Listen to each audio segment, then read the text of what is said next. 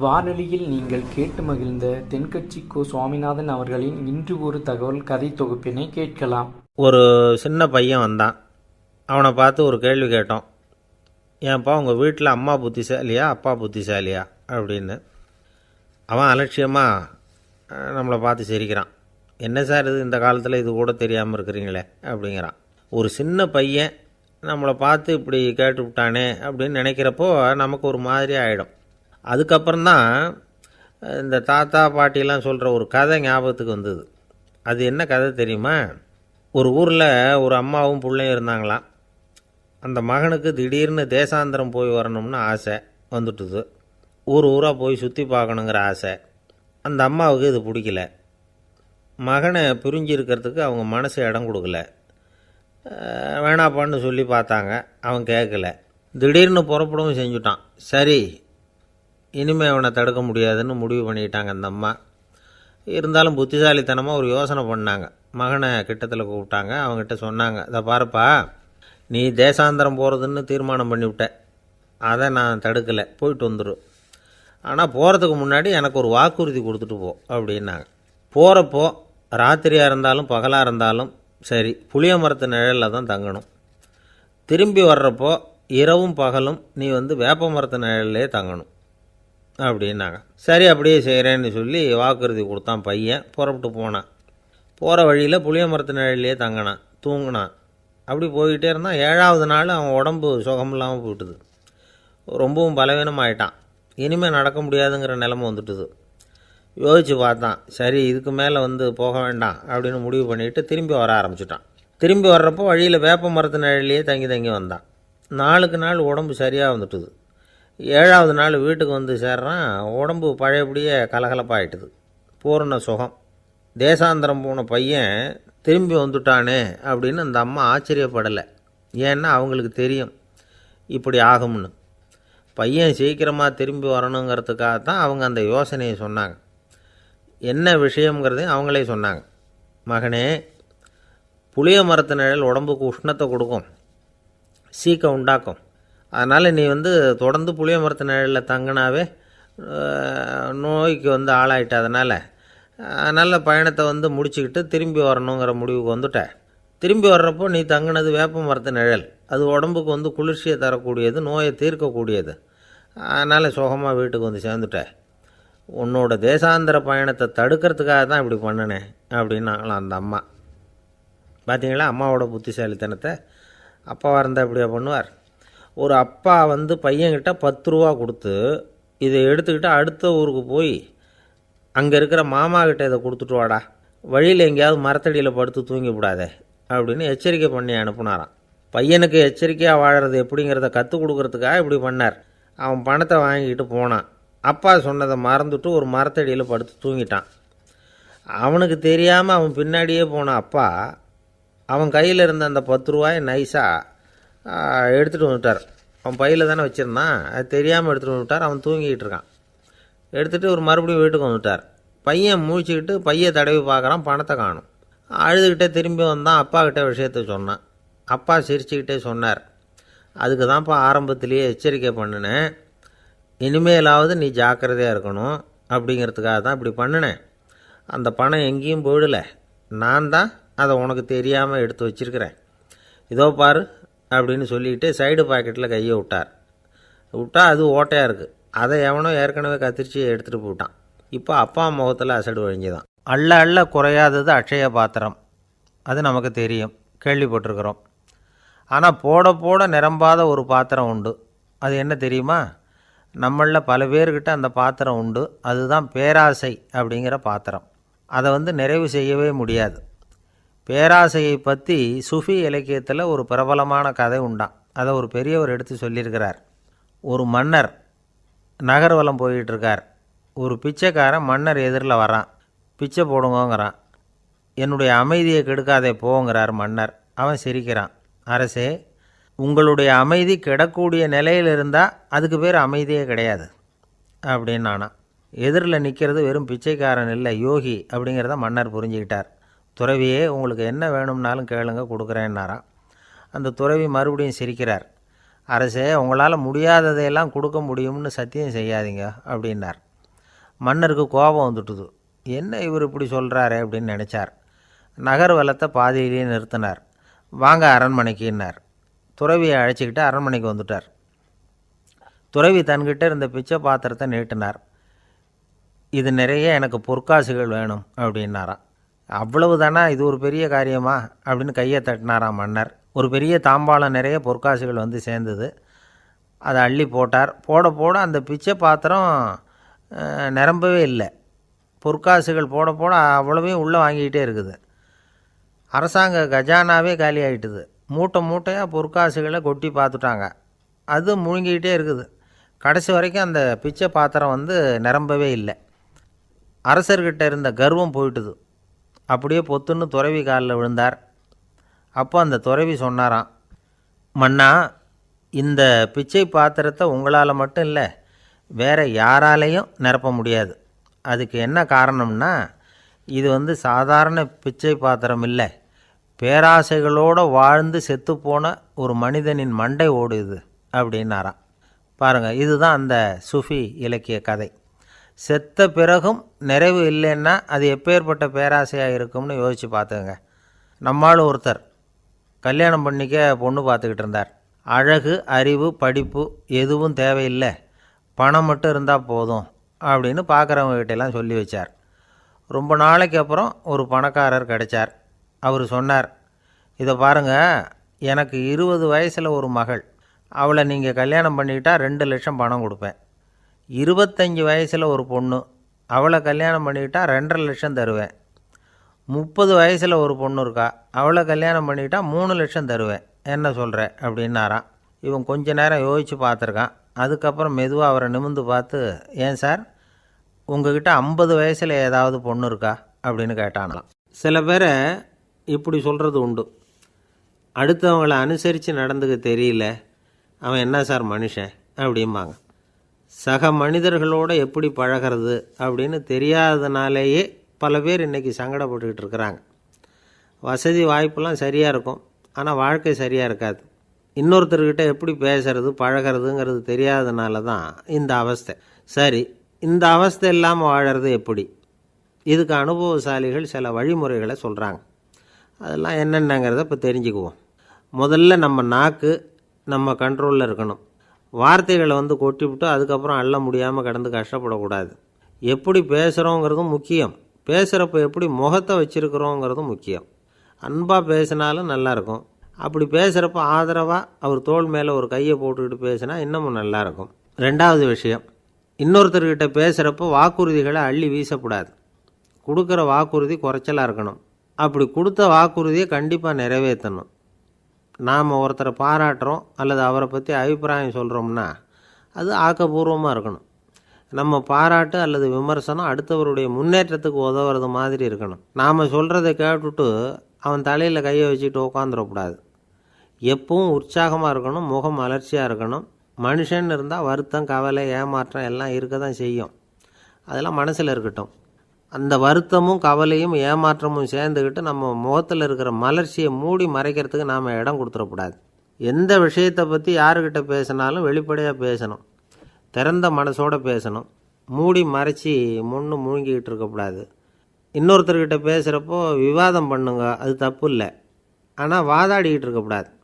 அதாவது என்ன சொல்கிறாங்கன்னா, டிஸ்கஸ் பண்ணலாம், ஆர்கியூ பண்ணக்கூடாதான். நம்மக்கிட்ட இருக்கிற நல்ல குணங்களை நாம் எடுத்து சொல்லிகிட்டு இருக்கக்கூடாது. அந்த நல்ல குணங்களே நம்மளை பற்றி எடுத்து சொல்லணும், அது மாதிரி நடந்துக்கணும். அதே மாதிரி அடுத்தவங்க கிட்ட உள்ள கெட்ட குணங்களை பற்றி அவசியம் இல்லாமல் நாம் பேச வேண்டியதில்லை.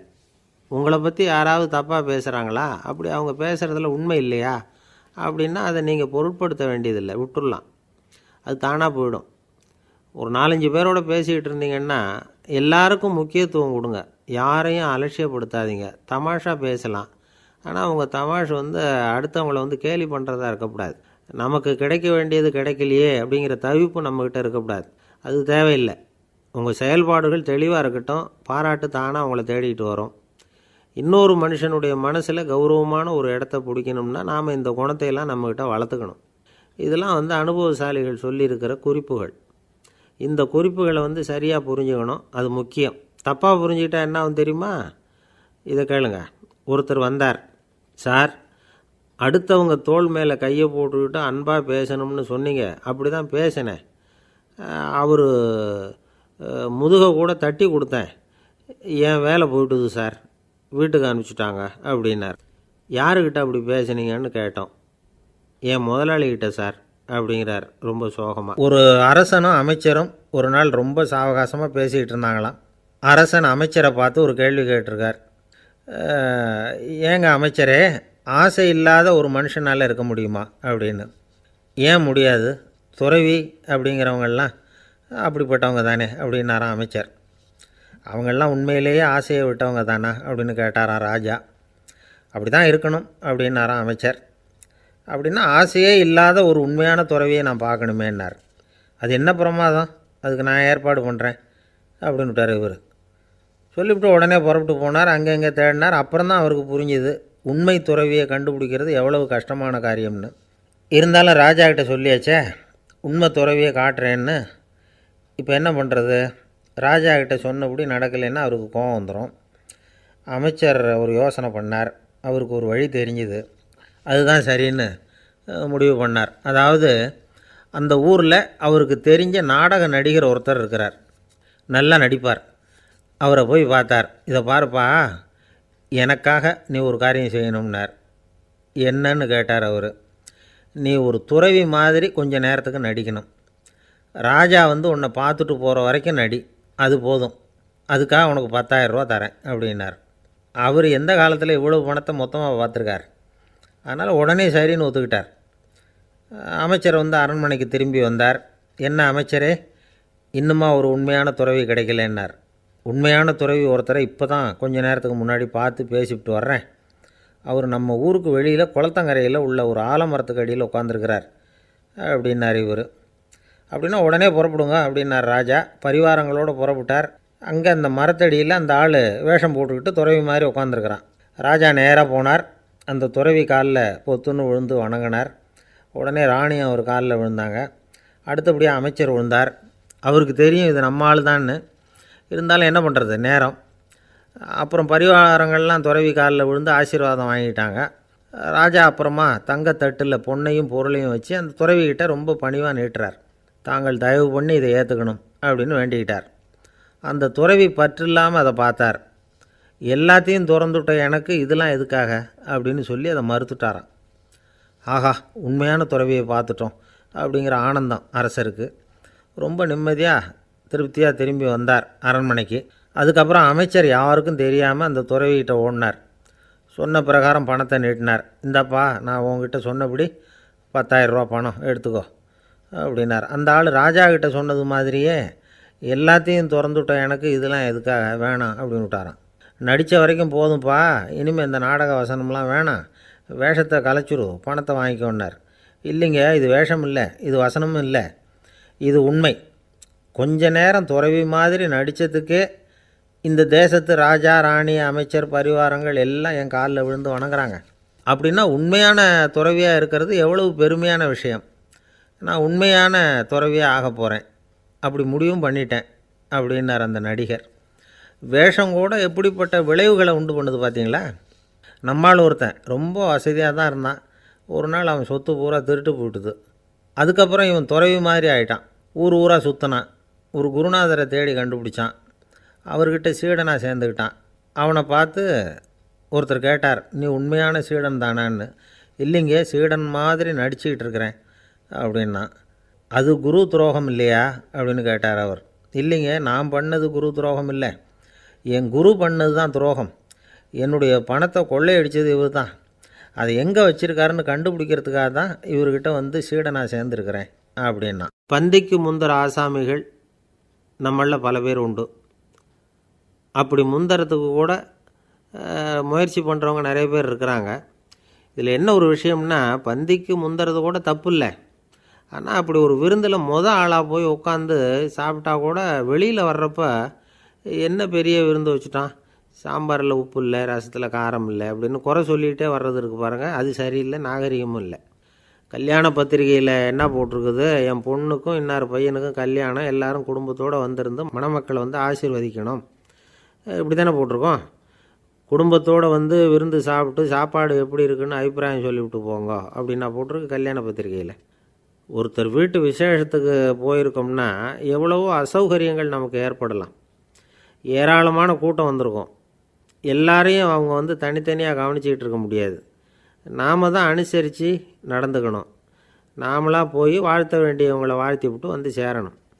அதை விட்டுட்டு பத்திரிக்கை கொடுத்தானேன்னு போனேன், கவனிப்பே சரியில்லை அப்படின்னு புலம்பிக்கிட்டு இருக்கக்கூடாது. ஒரு விருந்துக்கு போனால் அங்கே எப்படி நடந்துக்கணும் அப்படிங்கிறத பற்றி கூட அனுபவசாலிகள் சில விவரங்கள்லாம் சொல்லியிருக்கிறாங்க. இந்த காலத்தில் கல்யாணம், பிறந்த நாள், அது இதுன்னு நிறைய விருந்துகள் நடக்குது. அதெல்லாம் எதுக்காக? மனித உறவுகளை வளர்த்துக்கிறதுக்காக தான், வேறு எதுக்கு? ஒரு விருந்துக்கு போனால் அமைதியாக பொறுமையாக போய் உட்காரணும். அடித்து பிடிச்சிக்கிட்டு இடத்த பிடிக்க போகிறேன் அப்படின்னு நிற்கக்கூடாது. முதல் பந்தி நடந்துக்கிட்டு இருந்தால் அது முடிஞ்சு இலை எடுத்து சுத்தம் பண்ணதுக்கு அப்புறம் போய் உட்கார்றது தான் நாகரீகம். இலை எடுக்கிறதுக்கு முன்னாடி அங்கே போய் உட்காந்தா நல்லா இருக்காது. நீங்கள் சாப்பிட்டுட்டு உட்காந்துருக்கீங்களா, சாப்பிட்றதுக்கு உட்காந்துருக்கீங்களா, பார்க்குறவங்களுக்கு சந்தேகம் வந்துடும். அதே மாதிரி இலையில் எல்லா ஐட்டமும் பரிமாறினதுக்கு அப்புறம் சாப்பிட ஆரம்பிக்கணும். ஒவ்வொரு ஐட்டமாக வைக்க நாம் பாட்டுக்கு எடுத்து உள்ளே தள்ளிகிட்டே இருந்தோம்னா எதை வச்சோம் எதை வைக்கலன்னு பரிமாறினவரே குழம்பி போயிடுவார். ஏன்னா எப்போ பார்த்தாலும் இலை காலியாகவே இருக்கும். சாப்பிட்றப்போ உங்கள் சாப்பாட்டையே நீங்கள் கவனிக்கணும். அடுத்தவங்க இலையில் என்ன இருக்குது, பக்கத்தில் இருக்கிறவர் எதை அதிகமாக சாப்பிட்றார், இதெல்லாம் நமக்கு என்னத்துக்கு? எல்லோரும் சாப்பிட்டு முடிக்கிற வரைக்கும் பொறுமையாக இருக்கிறது தான் நல்லது. நீங்கள் மட்டும் திடீர்னு பாதியில் எழுந்திரிச்சு பக்கத்தில் இருக்கிறவங்களுக்கு சங்கடமாக இருக்குமேங்கிறதெல்லாம் யோசிக்காமல் நீங்கள் பாட்டு எழுந்திரிச்சு போகக்கூடாது. பக்கத்தில் உள்ளவங்க உங்களை எழுந்திரிக்க சொன்னால் எழுந்திரிச்சு போகலாம். விருந்துகளில் சாப்பாட்டை வீணாக்கிறதே ஒரு நாகரிகமாக போட்டுது இந்த காலத்தில். சாப்பாட்டுக்கே கஷ்டப்பட்டுக்கிட்டு பல பேர் இந்த உலகத்தில் இருக்கிறப்போ சாப்பாட்டை வீணாக்கிறது எவ்வளோ பெரிய மோசங்கிறத நினச்சி பார்க்கணும். வேணுங்கிற அளவுக்கு கேட்டு வாங்கி சாப்பிட்றது தான் முறை. விருந்தில் இந்த பஃபே அப்படின்னு சொல்லி ஒரு முறை சொல்கிறாங்கல்ல, அதாவது உணவு வகைகளையெல்லாம் பொதுவாக ஒரு இடத்துல வச்சுடுறது, நமக்கு தேவையானதை நாமே எடுத்து ஒரு தட்டில் போட்டுக்கிட்டு சாப்பிட வேண்டியது. இதில் கூட சில பேர் தேவைக்கு அதிகமாக எடுத்து போட்டுக்கிட்டு வீணாக்குறாங்க. சில சமயம் வந்து கடைசியாக சாப்பிட போகிறவங்களுக்கு எல்லா ஐட்டமும் கிடைக்காம போகலாம். அதை போய் பெருசு பண்ணிகிட்டு இருக்கக்கூடாது. என்ன சார் இந்த அளவுக்கு கூடவா நாகரிகம் தெரியாமல் இருக்கிறோம், இதை போய் பெருசாக சொல்ல வந்துட்டீங்களே அப்படின்னு நினைக்கலாம். ஒருத்தர் 2 பேருக்கு இந்த விவரம் தேவைப்படலாம். அவங்க காதலையும் இது விழட்டுமேங்கிறதுக்காக தான் இது. ஒரு பெரிய கல்யாண விருந்து நடந்துக்கிட்டு இருந்தது. விருந்து மண்டபத்து வாசலில் ஒருத்தர் நின்றுக்கிட்டு வர்றவங்களையெல்லாம் ரொம்ப மரியாதையாக வணங்கி உள்ளே அனுப்பி வச்சுக்கிட்டு இருந்தார். எப்படி தெரியுமா? வர்றவங்க கையெல்லாம் பிடிச்சி முத்தம் கொடுத்து அதுக்கப்புறம் உள்ளே அனுப்பி வச்சுக்கிட்டு இருந்தாராம். கூட்டம்லாம் முடிஞ்சதுக்கப்புறம் அவர்கிட்ட போய் கேட்டிருக்கிறாங்க, சார் நானும் எவ்வளவோ விருந்துகளுக்கு போயிருக்கிறேன், இருந்தாலும் இவ்வளவு மரியாதையாக வர்றவங்க கைக்கெல்லாம் முத்தம் கொடுத்து வரவேற்கிறத இங்கே தான் பார்க்குறேன் அப்படின்னு சொன்னாங்க. அதுக்கு அவர் சொன்னார், அட போங்க சார், நான் முத்தம் கொடுக்கல, முந்தின பந்திக்கு வந்து சாப்பிட்டவங்களே அடுத்த பந்திக்கும் வர்றாங்களான்னு மோந்து பார்த்து அனுப்பி வச்சுக்கிட்டு இருந்தேன் அப்படின்னார். இந்த உலகமே ஒரு நாடக மேடை, நாம் எல்லாரும் நடிகர்கள். இது வந்து ஞானிகள் சொல்கிறது. இது ஒரு பக்கம் இருக்கட்டும். இந்த உலகத்துக்குள்ளே எத்தனையோ நாடக மேடைகள், எத்தனையோ நடிகர்கள், எத்தனையோ நாடகங்கள், இதெல்லாம் எப்படி ஆரம்பமாச்சு? அதுதான் இன்றைக்கி தகவல். அதாவது ஆதி மனிதன் பேச ஆரம்பிக்கிறதுக்கு முன்னாடி சைகையாலேயே எல்லாத்தையும் சொல்லிகிட்டு இருந்தான். அதனால் அப்போவே நடிப்பு ஆரம்பமாயிட்டுது. முதல்ல ஒரு வேட்டையைத்தான் அவன் வந்து நடித்து காட்டியிருப்பான். இவன் எப்படி போனான், எதிரில் மிருகம் எப்படி வந்தது, அதோடு எப்படி சண்டை போட்டான், எப்படி அடித்து கொண்டுகிட்டு வந்தான், இதை அப்படியே மற்றவங்களுக்கு நடித்து காட்டியிருப்பான். ஏன்னா மொழி கிடையாது. இந்த காலத்துலலாம் நாடகங்களில் நடிக்கிறவங்கள நடிகர்கள்ங்கிறோம். ஒரு காலத்தில் இவங்களுக்கு என்ன பேர் தெரியுமா? திஸ்பியர்கள் அப்படின்னு பேரான். இதுக்கு காரணம் உண்டு. அதாவது 2000 வருஷத்துக்கு முன்னாடி கிரீஸ் நாட்டில் திசிபியஸ் அப்படின்னு ஒரு ஆள் இருந்தான். அவன் ஒரு பெரிய நாடக கலைஞன். அவன் சில இளைஞர்களை சேர்த்துக்கிட்டான், பயிற்சி கொடுத்தான், நாடக குழுவை உருவாக்கினான். நடிகர்களையும் நாடகத்துக்கு தேவையான பொருள்களையும் ஏற்றிக்கிட்டு போகிறதுக்கு ஒரு வண்டியையும் தயார் பண்ணான். அந்த வண்டியிலேயே அவன் வந்து கிரேக்க நாடு பூராவும் சுற்றினான். ஊர் ஊராக நாடகம் போட்டான். ஒரு ஊருக்கு போனதும் அங்கே நாடகம் நடத்த தியேட்டர் இருக்கா அப்படிங்கன்னெல்லாம் பார்க்குறதில்ல அவன். ஏன்னா அப்போலாம் தியேட்டர்னா என்னென்ன தெரியாது. நாடகம்னா அதை ஒரு மூடிய கொட்டைக்குள்ளே தான் நடத்தணுங்கிறது அப்போ யாருக்குமே தோணலை. இந்த வண்டி போகும், அதுவே ஒரு பகுதி அப்படியே ஒரு மேடை மாதிரி விரிச்சிக்கும். அதில் ஏறி நின்றுக்கிட்டு நாடகத்தை நடித்து காட்டுவாங்களாம். மக்கள்லாம் எதிரில் தரையில் உட்காந்து அதை பார்த்துக்கிட்டு இருக்கிறது. உலகத்தின் முதல் நடமாடும் தியேட்டர் இது தானா. இந்த திசைபிஎஸ் தான் முதலாக உலகத்தில் நாடகங்கிற பொழுதுபோக்கை நடத்தி காட்டினவன் அப்படின்னு சொல்கிறாங்க. அவன் சொந்தமாக நாடகம் எழுதுனா, நடித்தான், நாடகத்தை இயக்கினான். அதனால தான் அவனை first man of the theatre அப்படின்னு சொல்லுவாங்க. அவன் தான் நாடக மேடையின் முன்னோடி. கிரேக்கர் காலத்திலேயே நாடக ஆசிரியர்கள், நடிகர்கள், ரசிகர்கள் இவங்கள்லாம் உருவாயிட்டாங்களாம். நாடகத்தின் சரித்திரத்தில் இந்த 3 பிரிவும் ரொம்ப முக்கியம். அதாவது கிரேக்க தியேட்டர்கள்லாம் திறந்த வெளி மேடைகள் தான். பெரும்பாலும் மலைச்சரிவுகள், அதுவே படிப்படியாக பண்ணியிருப்பாங்க. கீழே அரைவட்ட வடிவில் மேடை, அதுக்கு ஆர்கெஸ்ட்ரான்னு பேர். பிற்காலத்தில் இதில் உட்காந்து இசைக்குழுவினர் வாய்ச்சதுனால இசைக்குழுவுக்கே ஆர்கெஸ்ட்ராங்கிற பேர் வந்துட்டுது. இப்போது கிரேக்க தியேட்டர்களில் ஒன்று, அதோட காலம் கிமு 340. அதை இன்னமும் பாதுகாத்து வச்சுருக்கிறாங்களாம். எபிடாரஸ் அப்படிங்கிற இடத்துல அது இருக்குதான். இன்னமும் அந்த தியேட்டரை பயன்படுத்திக்கிட்டு வர்றாங்களாம். சிறந்த கிரேக்க நாடகங்கள்லாம் அங்கே நடிக்கிறாங்களாம். ஆரம்ப காலத்திலேயே கட்டணம் கிடையாது. அப்புறம் பின்னாடி தான் நுழைவு கட்டணம்லாம் அப்படியே வந்துட்டு தான். நடிகர்கள் பளபளப்பான ஆடைகள் உடுத்தியிருப்பாங்களாம். இந்த குதிகால் உயர்ந்த காலணிகள் போட்டிருப்பாங்களாம். இதெல்லாம் பழைய குறிப்புகள். பலவிதமான உருவங்களில் மாஸ்க் அப்படின்னு சொல்லப்படுற முகமூடி. அதனால் ஒரே நடிகர் பல வேடங்களில் நடிக்கிறது உண்டான். ஆரம்பத்தில் பெண் நடிகர்கள் கிடையாது, எல்லாம் ஆண் நடிகர்கள் தான். ரோமானியர்கள் தான் முதல் நிரந்தர நாடக மேடையை கட்டினவங்க. அதுதான் முதல் தியேட்டர். கிமு 1048 காலகட்டத்தில் பாம்பிங்கிற நகரத்தில் அதை கட்டியிருக்கிறாங்களாம். கிரேக்க ரோமானிய தியேட்டர்களின் அடிப்படையிலேயே இந்த இத்தாலிய வடிவ அமைப்பாளர்கள் இந்த குதிரை லாட வடிவில் ஒரு ஆடிட்டோரியத்தை உருவாக்கினாங்களாம். இப்படி அதை பற்றி நிறைய தகவல் இருக்குது. 1576 லண்டனில் இந்த பின்ஸ்பர்ரி, அப்புறம் இந்த பில்ட்ஸில், அப்புறம் ஜேம்ஸ் இப்படிங்கிற ஒரு முயற்சியால் தான் இங்கிலாந்தில் முதல் தியேட்டர் உருவாச்சான். அப்படி ஒருத்தர் இருந்தாராம். உலக நாடக மேடையின் வரலாறு இதுதான். அதாவது இப்போல்லாம் அறிவியல் வளர்ச்சி அதிகமாகிட்டுது. திரைப்படம், தொலைக்காட்சி எல்லாம் வந்தாச்சு. ஒவ்வொரு வீடுமே ஒரு குட்டி தியேட்டர் மாதிரி ஆகிட்டுது. தொலைக்காட்சி முன்னாடி உட்காந்தா எழுந்திருக்கவே மனசு வர்றதில்லை. ஒரு அம்மா ஒரு மனோதத்துவ டாக்டரை தேடிட்டு வந்தாங்களாம் இந்த காலத்தில். டாக்டர், எங்கள் வீட்டுக்காரர் எப்போ பார்த்தாலும் டிவி முன்னாடி உட்காந்துக்கிட்டு அதையே வெறிச்சு பார்த்துக்கிட்டு இருக்கிறார், உத்து பார்த்துக்கிட்டு இருக்கார், எனக்கு சந்தேகமாக இருக்குன்னாங்களாம். இது மனக்கோளாறு இல்லைங்க, ஆர்வக்கோளாறு, அவ்வளவுதான், இதுக்காக பயப்படாதீங்கன்னாரான் டாக்டர். அப்படி இல்லை டாக்டர், டிவி ஓடும் பொழுது நாம் எல்லாம் அதை பார்க்குறோம் சரி, ஆனால் அவர் அப்படி இல்லை, டிவியை நிறுத்தினதுக்கு அப்புறமும் அதையே உத்து பார்த்துக்கிட்டு உட்காந்துருக்கிறார், அதனால தான் சந்தேகப்பட்டு உங்ககிட்ட வந்தேன் அப்படின்னாங்களாம். ஒருத்தர் ரொம்ப அவசரமாக வந்தார். சார், மனுஷன் நிம்மதியாக இருக்கிறதுக்கு என்ன வழின்னு கேட்டார். சீக்கிரமாக ஒரு கல்யாணத்தை பண்ணிங்க, எல்லாம் சரியாக போடும் அப்படின்னோம். அவர் ஒரு மாதிரியாக பார்த்தார். ஏற்கனவே எனக்கு கல்யாணம் ஆகிட்டுது சார், அதனால தானே நிம்மதியாக இருக்கிறதுக்கு வழி கேட்குறேன் அப்படின்னார். சரி, இவர் ஒரு மாதிரியான கேஸ் அப்படின்னு நினச்சிக்கிட்டு நம்மக்கிட்ட இருந்த ஒரு சின்ன புத்தகத்தை அவர்கிட்ட தூக்கி கொடுத்தோம். இதை படித்து பாருங்கன்னு. கல்யாணத்துக்கு பிறகும் சந்தோஷமாக இருக்கிறதுக்கு என்ன வழி அப்படிங்கிற கேள்விக்கு அந்த புத்தகத்தில் விளக்கம் இருந்தது. கணவன் மனைவிக்குள்ளே சிக்கல் வராமல் இருக்கிறதுக்கு அதில் சில வழிகளை சொல்லி கொடுத்துருக்குறாங்க. அதெல்லாம் என்னென்ன அப்படிங்கிறத இப்போ பார்க்கலாமா? குடும்பம்னு இருந்தால் கோபம் வரதான் செய்யும், அது வந்துட்டு போட்டும் பரவாயில்ல. ஆனால் அந்த கோபம் ஒரே நேரத்தில் 2 பேருக்கும் வந்துடாமல் பார்த்துக்கணும். ஒரு சமயத்தில் யாராவது ஒருத்தர் தான் கோபப்படணும், அடுத்தவங்க அமைதியாக இருக்கணும். அதுக்கப்புறம் இவர் அமைதியான உடனே அவங்க ஆரம்பிச்சிக்கலாம். கோபமாக ஏதாவது சொன்னால் உடனே கோபமாக பதில் சொல்லக்கூடாது. கொஞ்சம் பொறுத்து கோபம் தீர்ந்த உடனே அந்த பதிலை சொல்லலாம். அப்போ பதில் கோபமாக இருந்தால் கூட அது அவ்வளோ பெருசாக தெரியாது. அற்ப விஷயத்துக்கெல்லாம் காய்ச்சி மூச்சுன்னு கத்திக்கிட்டு இருக்கக்கூடாது. உங்கள் 2 பேருக்குள்ளே ஒரு தர்க்கம் ஆரம்பமாயிட்டுதுன்னு வச்சுக்கோங்க. கடுமையாக 2 பேரும் விவாதம் பண்ணுறீங்க. உங்களில் ஒருத்தர் இதில் ஜெயிக்கணும்னா அது நீங்களாக இருக்க வேணாம், அடுத்தவங்க ஜெயிக்கிறதுக்கு நீங்கள் துணையாக இருங்களேன். அப்படின்னா நீங்கள் கொஞ்சம் விட்டு கொடுக்கணும், அவ்வளவுதான். ஏதாவது குத்தம் சொல்லணுமா, செஞ்ச தப்பை சுட்டி காட்டணுமா, விமர்சனம் பண்ணணுமா, பண்ணுங்க, வேணான்னு சொல்லலை. ஆனால் சொன்னதை அப்படி சொல்கிறத கொஞ்சம் அன்பாக இதமாக சொல்லுங்கள். எப்போவோ நடந்த தவறுகளையெல்லாம் இப்போ போய் மறுபடியும் ஞாபகப்படுத்திகிட்டு இருக்க வேண்டாம். நான் அப்போவே சொன்னேன் இந்த புடவை வேணாம்னு, நீங்கள் தான் கேட்கல, இப்போ பாருங்கள் கிழிஞ்சு போச்சு இப்படின்னு கத்துனாங்க ஒரு அம்மா. எப்போ சொன்னீங்கன்னு கேட்டால் ஒரு 10 வருஷத்துக்கு முன்னாடி தீபாவளி சமயத்தில் அப்படிங்கிறாங்க. அது என்ன இன்னும் அப்படியே புதுசாகவே இருக்கும்? உங்களுக்கு அவர் தான் பெருசு, அவருக்கு நீங்கள் தான் பெருசு, அதை விட இந்த உலகத்தில் வேறு எதுவும் முக்கியம் இல்லைன்னு நினைக்கணும். நீ தான் என்னுடைய உலகம்னு எத்தனை தடவை சொல்லியிருப்பீங்க? அதெல்லாம் வெறும் வசனமாக போயிடக்கூடாது.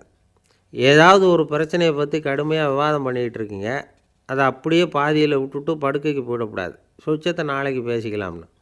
அப்படி போனால் தூக்கம் வராது. பிரச்சனையை ஒரு முடிவு பண்ணிக்கிட்டு அதுக்கப்புறமா தூங்க போகணும்.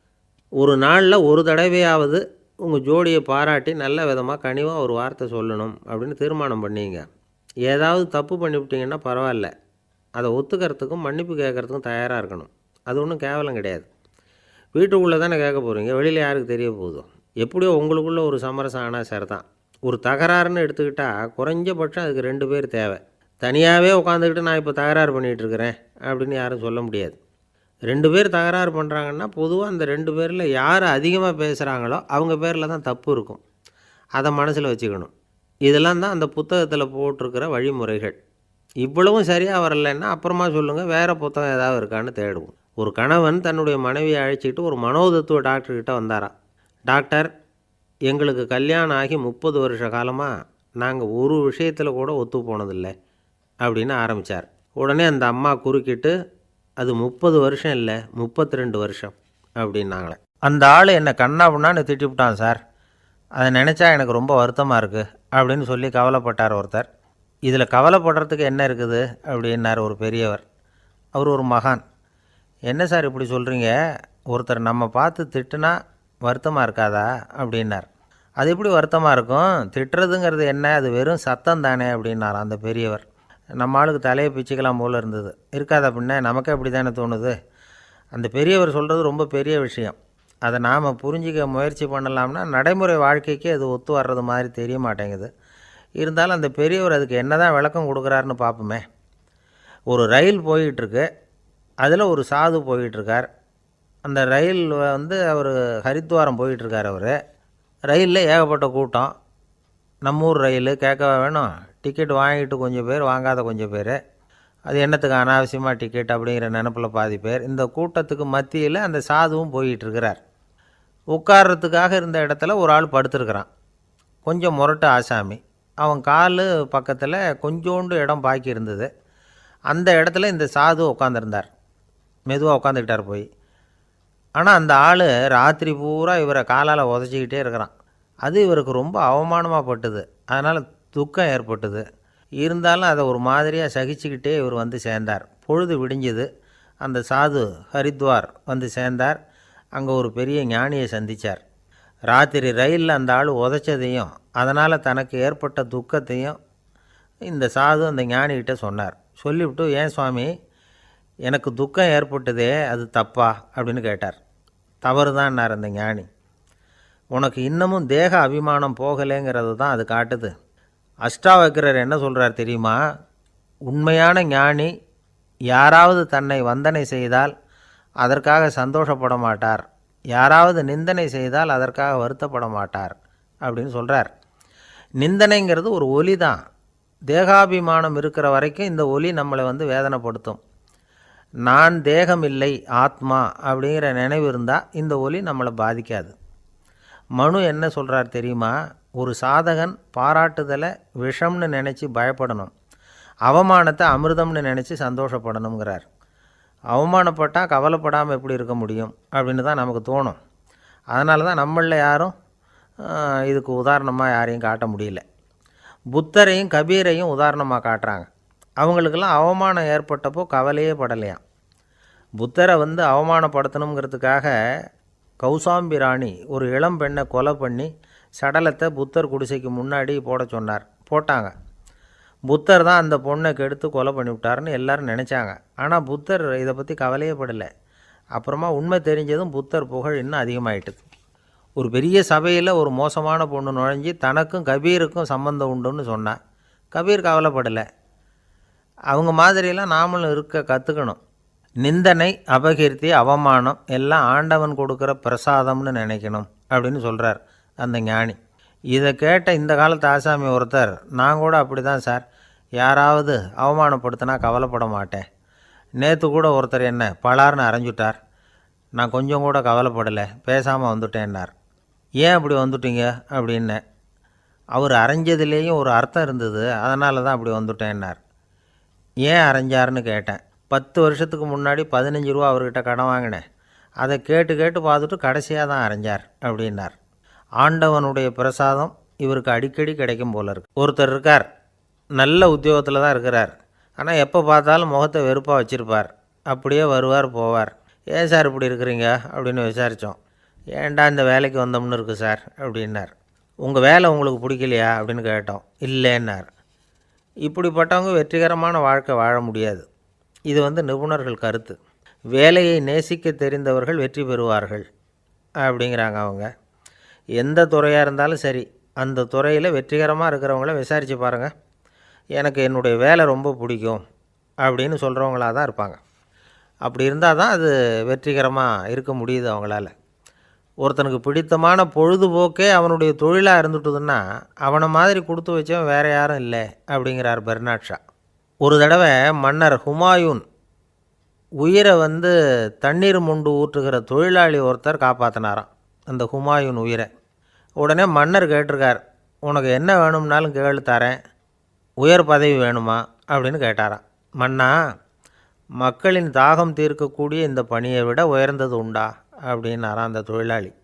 அவரால் அவருடைய வேலையை நேசிக்க முடிஞ்சுது, அதனால் மகிழ்ச்சியாக இருக்க முடிஞ்சுது. நாமெல்லாம் அப்படி இல்லை. வேலை கிடைக்கிற வரைக்கும் கிடைச்சா போதும் அப்படின்னு இருக்கோம். கிடைச்சதுக்கப்புறம் ஏன்டா இந்த வேலைக்கு வந்தோம்னு ரொம்பவும் அழுத்துக்குவோம். சரி, நாம் இருக்கிற இடத்துல நாம் வெற்றிகரமாக இருக்க வழி உண்டா அப்படின்னா உண்டுன்னு சொல்கிறாங்க. அதாவது மன இயல் நிபுணர்கள் இருக்கிறாங்க இல்லையா, அவங்க அதுக்கு முக்கியமாக 6 வழிகள் சொல்கிறாங்க. நீங்கள் ஒரு அலுவலகத்தில் வேலை பார்க்குறவரா அப்படின்னா இதை கேளுங்க. அதாவது உங்கள் மேலதிகாரி எதிர்பார்ப்புக்கு தகுந்த மாதிரி உங்கள் வேலை இருக்குதா? அப்படி இல்லைன்னா முதல்ல உங்கள் வேலையின் தரம் உயரணும். உங்களுக்கு மேலே கீழே வேலை பார்க்குற பணியாளர்கள்கிட்ட நல்ல விதமாக பழகிறீங்களா? அந்த உறவு முறையில் ஏதாவது குறை இருந்தால் அதை கண்டுபிடிச்சி சரி பண்ணுங்கள். நம்பிக்கைக்கு உரியவர் அப்படின்னு நீங்கள் பேர் எடுக்கணும். நீங்கள் எடுக்கிற முடிவு நல்ல முடிவாக தான் இருக்கும் அப்படின்னு அடுத்தவங்க சொல்லணும். உங்கள் தோற்றத்துக்கு முக்கியத்துவம் கொடுங்க. இது மனம் உடல் ரெண்டும் சம்மந்தப்பட்டது. அதனால் மனசையும் ஆரோக்கியமாக வச்சுருக்கணும், உடம்பையும் ஆரோக்கியமாக வச்சுருக்கணும். உங்களுடைய நிர்வாகம் செயல்படுற விதத்தை நல்லா புரிஞ்சு வச்சுக்கணும். உங்களுடைய நிர்வாகம் இப்போ ஒரு காரியம் செய்யுதுன்னு வச்சுங்க, ஏன் அப்படி செய்யுது, எதுக்காக அப்படி செய்யுது, அதனுடைய குறிக்கோள் என்ன, அது நீடிக்கிறதுக்கு காரணம் என்ன, இதையெல்லாம் தெரிஞ்சுக்கணும். சிரிப்புக்கு வஞ்சகம் பண்ணக்கூடாது. நல்லா சிரிக்கணும், அப்போ தான் அது திரும்ப கிடைக்கும். கடந்த கால தோல்வியை பற்றி கவலைப்படக்கூடாது. முதலாளி விருப்பம் தெரிஞ்சு நடந்துக்கிறது நல்லது தான். அதுக்காக காக்கா பிடிக்கணுங்கிற அவசியம் இல்லை. உங்களுக்கு ஒரு பொறுப்பான வேலை கிடைக்குது, உடனே சத்தம் குழப்பம் அப்படின்னு சூழ்நிலையை இறுக்கமாக ஆக்கிடக்கூடாது. எந்த சூழலையும் இயல்பாக கையாளக்கூடியவர் அப்படிங்கிறத காட்டணும். இதெல்லாம் உங்கள் துறையில் நீங்கள் வெற்றி பெற நிபுணர்கள் சொல்கிற யோசனைகள். இவ்வளவு விவரமும் சொல்லிவிட்டு ஒருத்தரை பார்த்து கேட்டோம், இப்போ சொல்லுங்கள், நீங்கள் செய்கிற வேலை உங்களுக்கு பிடிச்சிருக்குதா அப்படின்னோம். ரொம்ப ரொம்ப பிடிச்சிருக்குது அப்படின்னார். சரி, என்ன செஞ்சிகிட்டு இருக்கிறீங்க அப்படின்னு கேட்டோம். சும்மா தான் இருக்கிறேன் அப்படின்னார் அவர். ஒரு ஆள் இருந்தான், நிறைய பணம் சம்பாதிச்சான், ஆனால் செலவு பண்ண மனசு வரல, கருமி. அவன் என்ன பண்ணான், சேர்த்த பணம் பூராவையும் ஒரு மரத்தடியில் புதைச்சி வச்சுருந்தான். வாரத்துக்கு ஒரு தடவை அந்த மரத்தடிக்கு வருவான், புதைச்ச இடத்த ஆவலோடு பார்த்துக்கிட்டு இருப்பான், அதுக்கப்புறம் போயிடுவான். அவ்வளவுதான். ஒரு நாள் ஒரு திருடன் வந்தான், இவன் புதைச்சி வச்சுருந்ததெல்லாம் எடுத்துகிட்டு போட்டான். இது தெரிஞ்சு போச்சு. அந்த கருமி புலம்ப ஆரம்பிச்சிட்டான். இவன் புலம்பலை கேட்டதும் அக்கம் பக்கத்தில் இருந்தவங்கெல்லாம் ஓடி வந்தாங்க. என்ன விஷயம்னு விசாரித்தாங்க. இவன் சொன்னான். ஒரு பெரியவர் கேட்டார், ஏன்ப்பா வாரம் இந்த இடத்த பார்க்குறதாக சொன்னியே, எப்போவாவது இதில் இருக்கிற பணத்தை எடுத்து செலவு பண்ணியிருக்கியா அப்படின்னு கேட்டார். நான் அப்பப்போ அதை பார்க்குறது தான் வழக்கம், அதை தொட்டதே இல்லைன்னு அவன். சரி, அப்படின்னா இப்போவும் நீ அதே மாதிரி வாரம் ஒரு தடவை இந்த இடத்த பார்த்துட்டு போகலாமே அப்படின்னாராம் அந்த பெரியவர். அதுவும் சரிதானே, எவ்வளவு காலமானாலும் அவன் அந்த பணத்தை எடுத்து செலவு பண்ண போகிறதில்ல. அப்படி இருக்கிறப்ப உள்ளே பணம் இருந்தாலும் ஒன்று தான், இல்லாமல் போனாலும் ஒன்று தான். இதிலேருந்து என்ன புரியுதுன்னா, ஒருத்தர்கிட்ட இருக்கிற பணத்தை கொண்டு அவர் பணக்காரரா ஏழையா அப்படின்னு முடிவு செய்கிறது சரியில்லை. அந்த செல்வத்தை அனுபவிக்கிற திறன், பயன்படுத்துகிற திறன், அதை வச்சு தான் அவர் ஏழையா பணக்காரரா அப்படிங்கிறத நிர்ணயம் பண்ணணும். அதுதான் சரி. செலவு பண்ண தெரியாதவன் சேகரம் பண்ணிகிட்டே இருக்கிறதுனால என்ன பிரயோஜனம்? தலைமுடியே இல்லாதவன் தாராளமாக சீப்புகளை வாங்கி சேகரம் பண்ணுறது மாதிரி தானே இது. சில சமயம் செலவு பண்ண நாம் தயாராக இருந்தால் கூட அந்த செல்வம் நமக்கு பயன்படுறதில்ல. அரேபியாவில் ஒரு நகை வியாபாரி, விலை உயர்ந்த முத்துக்களை எல்லாம் அவர் வச்சு வியாபாரம் பண்ணிகிட்டு இருந்தார். அவர் ஒரு சமயம் ஒரு பாலைவனம் வழியாக போயிட்டுருக்கிறார் ஒட்டகத்தில். அப்போது திடீர்னு கடுமையான புயல் வீச ஆரம்பிச்சுட்டுது. திசை தவறி இவர் எங்கேயோ வந்துட்டார். கூட வந்தவங்களையும் காணலை, எங்கே போனாங்களோ தெரியல. இவர் ரொம்ப பயந்து போய் அங்கே எங்கேயுமா அலைஞ்சு திரியிறார். வழியே தெரியல. பசி கடுமையாயிட்டுது. ஒட்டகத்து முதுகில் ஒரு மூட்டை இருந்தது. அதை பிரித்து பார்த்தார். உள்ளே ஏதாவது இருக்கான்னு தேடி பார்க்குறார். அது வரைக்கும் கண்ணில் தட்டுப்படாத அபூர்வமான ஒரு பை கண்ணில் பட்டுது. ஆஹா, அதில் ஏதாவது சாப்பிட்றதுக்கு இருக்கும் அப்படின்னு நினச்சி ஆவலாக அதை பிரித்து பார்க்குறார். அந்த பையில் விலை உயர்ந்த முத்துக்கள் நிறைய இருந்துதான். அப்போ தான் அவர் நினச்சாராம், விலை உயர்ந்த முத்துக்கள் கூட சாப்பிட்றதுக்கு உணவாக முடியாது அப்படிங்கிறத புரிஞ்சுக்கிட்டாராம். எந்த நேரத்தில் எது நமக்கு தேவையோ அது நமக்கு தாராளமாக கிடைக்கணும். அப்படி அது கிடைக்கிறதுக்கு நம்மக்கிட்ட இருக்கிற செல்வம் பயன்படணும். அது நமக்கும் பயன்படலாம், நம்ம மூலமாக அடுத்தவங்களுக்கும் பயன்படலாம். அதுதான் செல்வத்தின் பயன். ஒரு மரத்தடியில் ஒருத்தன் உட்காந்து அழுதுகிட்டு இருந்தான்.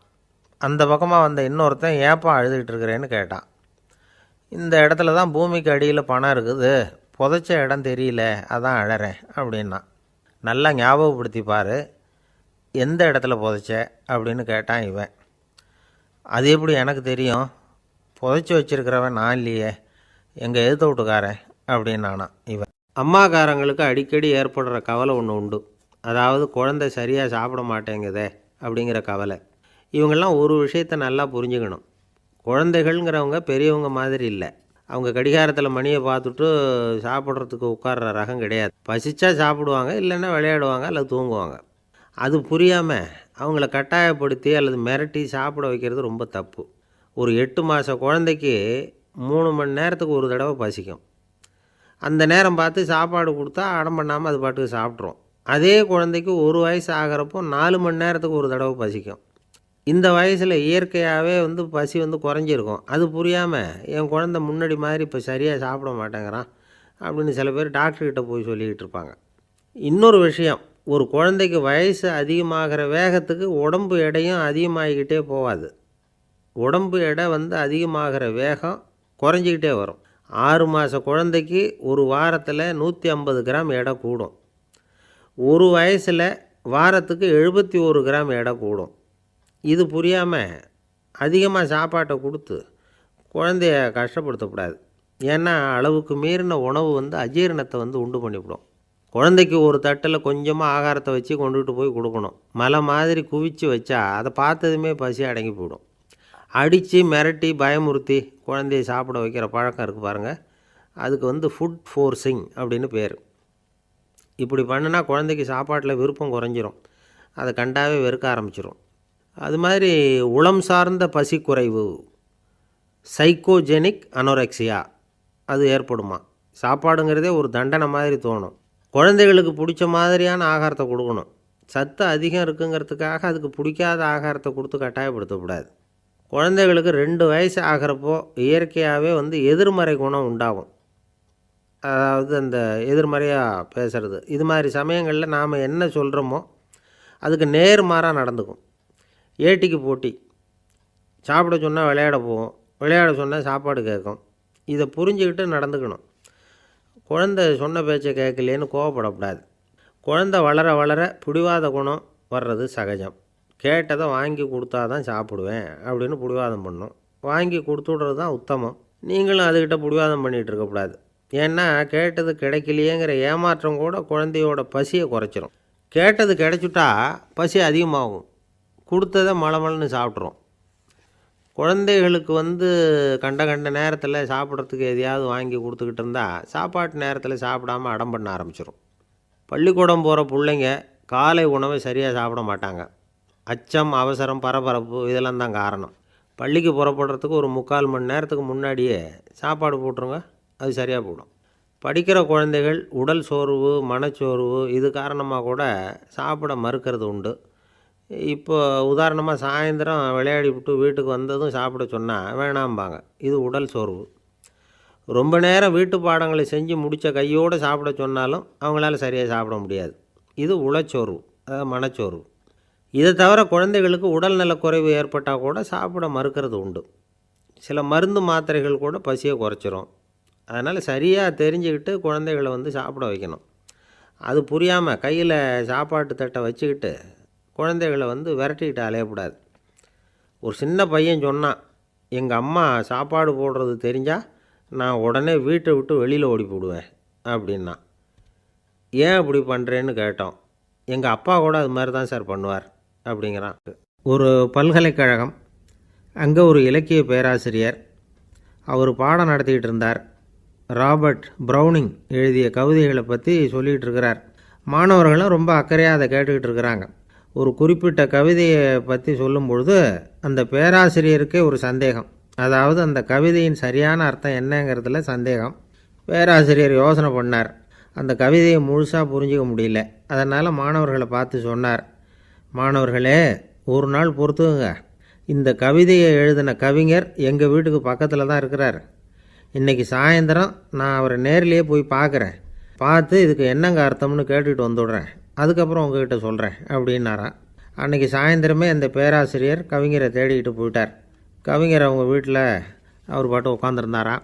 இவர் போய் அவர் முன்னாடி உட்காந்தார். அப்புறம் கேட்டார், ஐயா, அந்த கவிதையின் முழு பொருள் என்னன்னு தெரிஞ்சுட்டு போகிறதுக்காக வந்திருக்கிறேன் அப்படின்னாராம். எந்த கவிதை அப்படின்னாராம் அவர். இவர் அந்த கவிதையை சொல்லியிருக்கார். கவிஞர் கொஞ்சம் யோசனை பண்ணிவிட்டு அப்புறம் சொன்னாராம், பேராசிரியரே, நீங்கள் கொஞ்சம் தாமதமாக வந்துட்டீங்கன்னாராம். இவருக்கு ஒன்றும் புரியல. நீங்கள் என்ன சொல்கிறீங்க? நான் தாமதமாக வந்துட்டேன்னா? நீங்கள் தான் உயிரோடு இருக்கிறீங்களே, அப்படி இருக்கும்பொழுது நான் தாமதமாக வந்துட்டேன்னா அது எப்படி அப்படின்னு இவர் குழம்பியிருக்கிறார்.